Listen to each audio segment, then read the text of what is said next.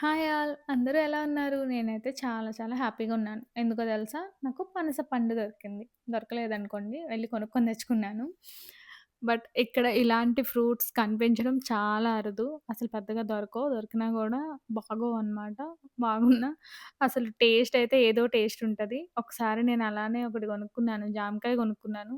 అదైతే అసలు ఏదో టేస్ట్‌లో ఉంది. ఎందుకు కొనుక్కున్నానా అనిపించింది. ఈరోజైతే నాకిది కనిపించింది. ఇండియాలో అయితే తొనలు తీసి అమ్ముతారు కదా! మేమైతే తొనలు అంటాము. సింగిల్ సింగిల్ పీసెస్ అలా తీసి అమ్ముతారు కదా! ఇక్కడైతే ఇలా ఏంటో పెద్ద పీస్ కట్ చేసేసి ఇచ్చేసాడు వాడైతే. మనమే అందులోంచి వాటిని తీసుకోవాలనమాట.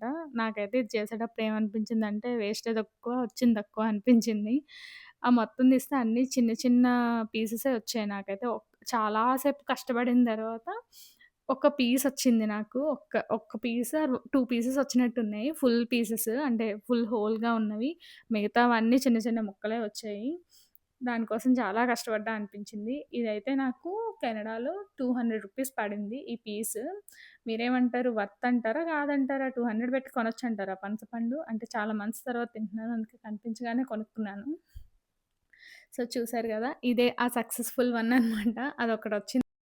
ఇదైతే ఇండియా నుంచి కాదు. మెక్సికో నుండి తెప్పించారంట ఈ పనస పండుని. చూసారు గదా! ఎంత వేస్టేజ్ వచ్చిందో. వచ్చినవేమో 5, 6 పీసెస్ వచ్చినట్టున్నాయి అంతే. అన్నీ గూడా చిన్న చిన్న పీసెస్ అవి.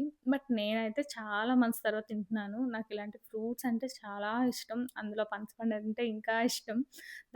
దొరికింది. సో, హ్యాపీగా ఎంజాయ్ చేస్తూ తింటున్నాను. చూసారు గదా! మీకెవరికివ్వట్లేదు నేను. నేనొక్కదాన్నే తింటున్నాను.